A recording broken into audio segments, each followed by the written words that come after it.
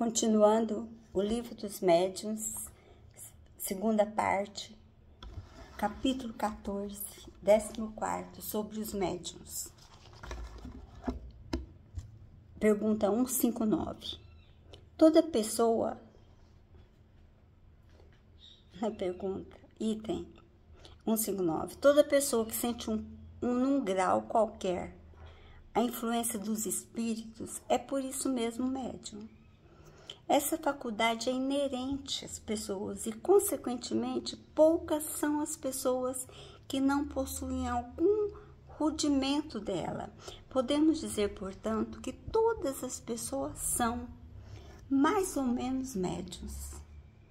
Entretanto, geralmente, essa qualificação aplica-se apenas àqueles cujo dom mediúnico está claramente caracterizado por efeitos patentes de uma certa intensidade, o que depende então de uma organização mais ou menos sensitiva.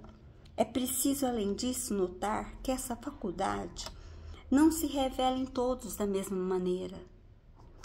Os médiuns possuem geralmente uma aptidão especial para certos gêneros de fenômenos, o que faz haver tantas variedades quantas são as espécies de manifestações.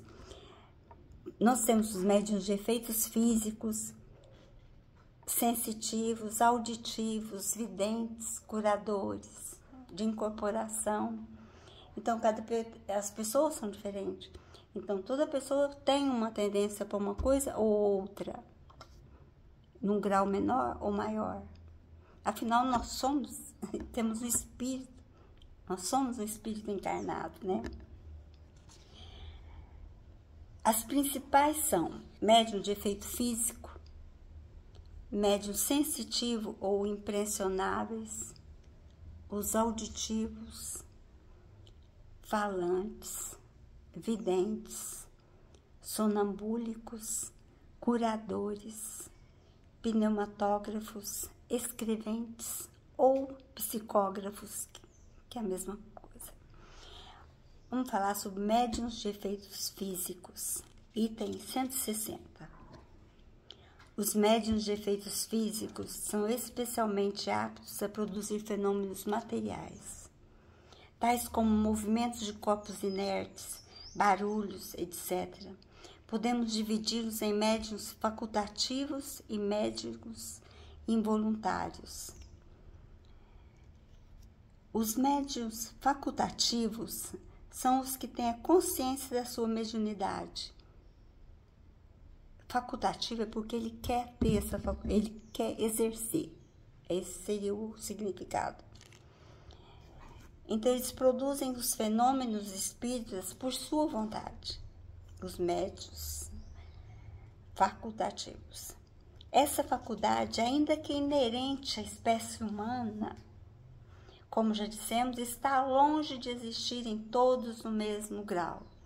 Mas se há poucas pessoas nas quais ela seja absolutamente nula, as que são aptas para produzir grandes efeitos, tais como suspensões de corpos pesados no espaço, a translação aérea, e especificamente as aparições, são ainda mais raras.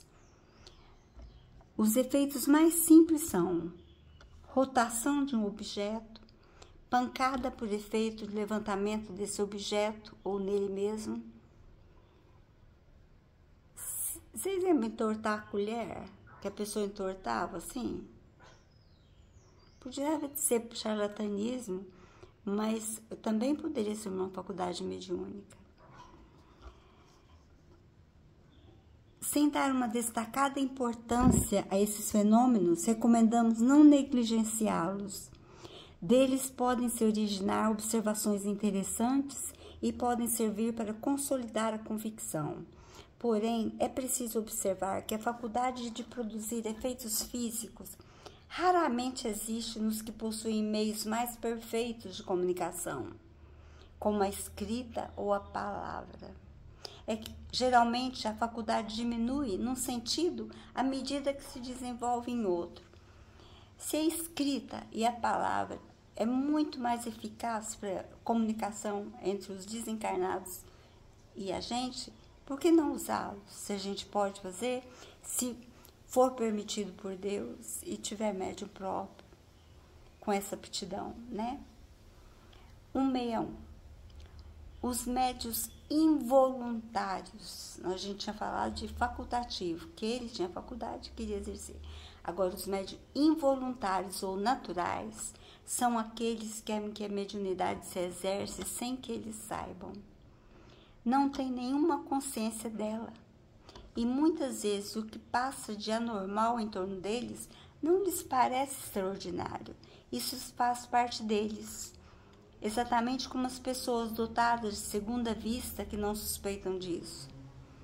Esses indivíduos são bastante dignos de observação e não devemos nos descuidar de recolher e estudar os fatos desse gênero que vem ao nosso conhecimento. Eles se manifestam em todas as idades, muitas vezes em crianças ainda muito novas. Essa faculdade não é, por si só, indício de um estado patológico, porque o médico normalmente tem uma saúde perfeita. Se está sofrendo, é porque isso está ligado a uma causa estranha, e assim os meios terapêuticos são impotentes para fazê-la cessar.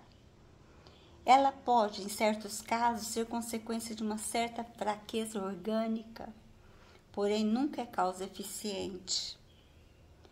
Não é, portanto, razoável fazer dessa mediunidade um motivo de inquietação.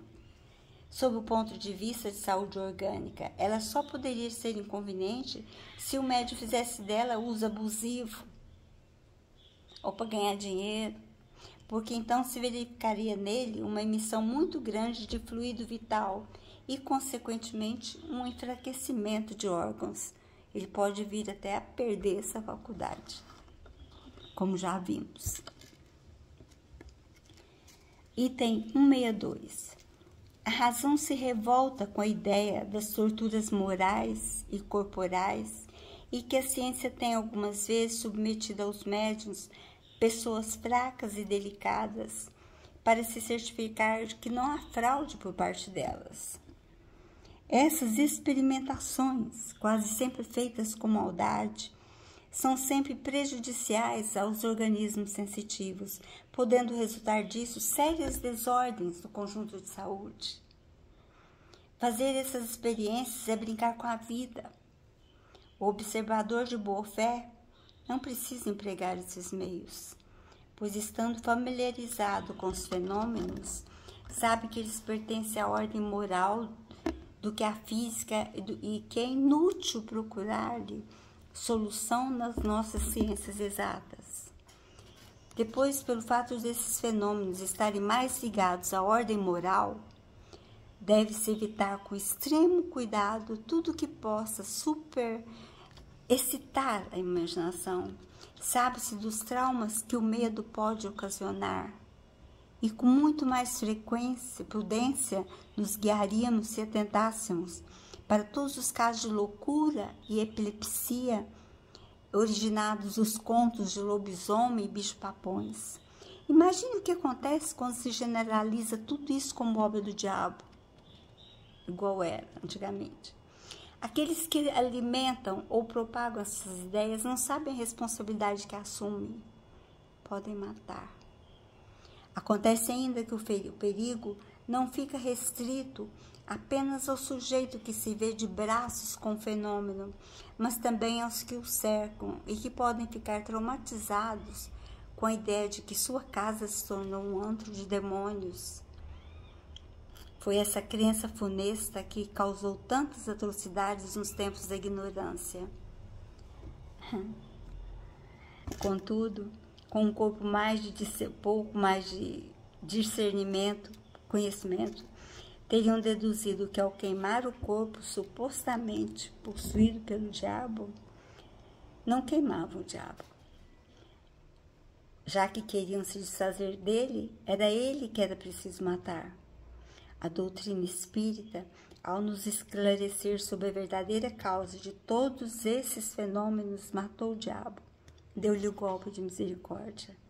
Longe, portanto, de fazer surgir ou de alimentar essa ideia, deve-se, como dever de moralidade, de humanidade, combatê-la onde quer que surja. O que se deve fazer quando uma faculdade semelhante se desenvolve espontaneamente num indivíduo é deixar o fenômeno seguir seu curso natural. A natureza é mais prudente do que os homens. A providência, aliás, possui suas razões, e a menor criatura pode ser um instrumento dos maiores desígnios. Porém, é preciso convir que esse fenômeno adquire algumas vezes proporções fatigantes e inoportunas para todas as pessoas. Está contando que um dos fatos mais extraordinários que aconteceu foi em 1852.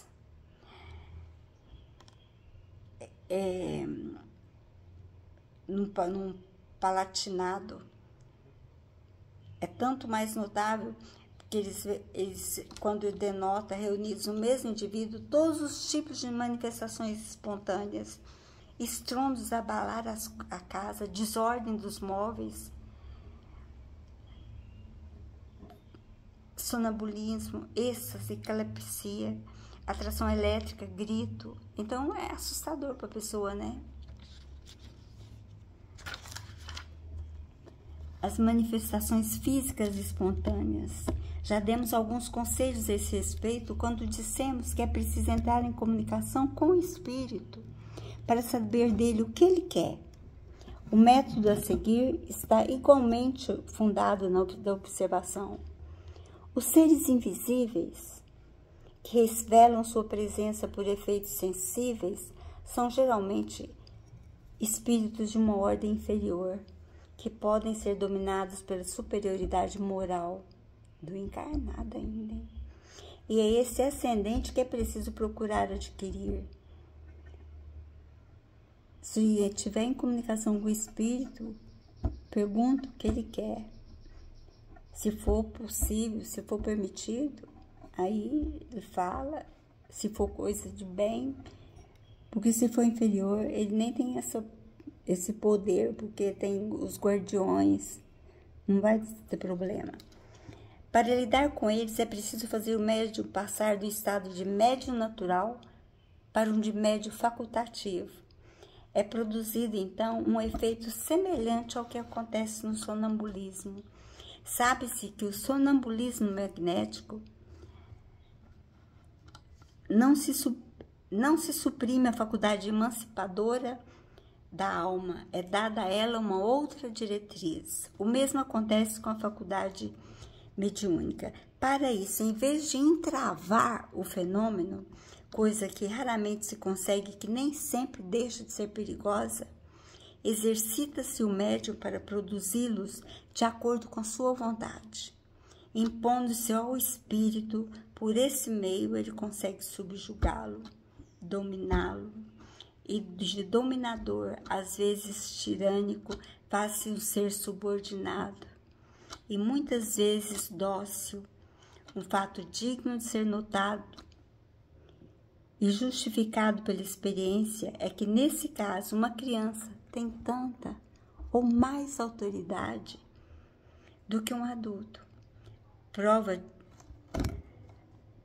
que vem apoiar esse ponto capital da doutrina de que o espírito é criança apenas no corpo e que tem por si mesmo um desenvolvimento necessário anterior à sua encarnação atual.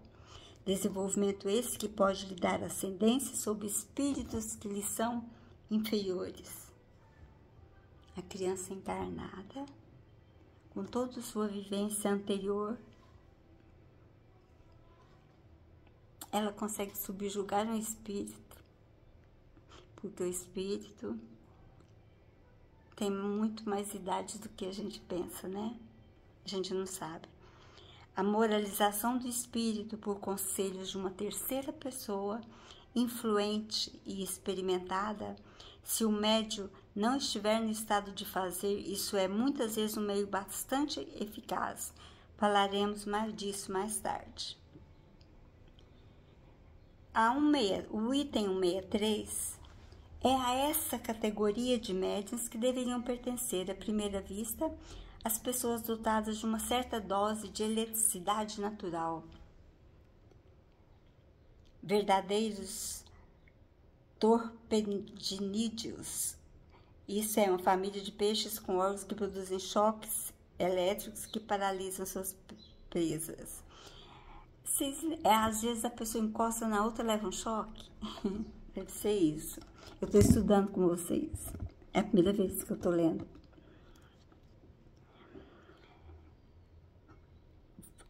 Então, vamos lá. Essas pessoas, produzem ao simples contato todos os efeitos de atração e de repulsão. Foi errado, entretanto, considerá-las médiuns, porque a verdadeira mediunidade supõe a intervenção direta de um espírito.